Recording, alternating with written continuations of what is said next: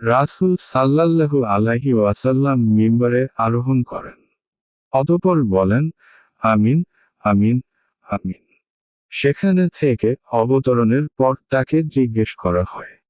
তিনি বলেন, আমার কাছে জিবরাইল এসে বলল, ওই ব্যক্তির ধ্বংস হোক, যার কাছে আমার নাম উচ্চারণ করা হলে সে আমার দরুদ পাঠ করেনি। আপনি আমিন বলুন। আমি আমিন বললাম।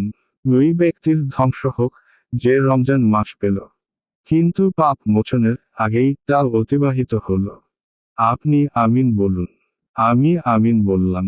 ওই ব্যক্তির ধ্বংস হোক যে বাবা মাকে বার্ধক্যে পেল, কিন্তু সেবার মাধ্যমে তারা তাকে জান্নাতে প্রবেশ করাতে পারল না। আপনি আমিন বলুন। আমি আমিন বললাম।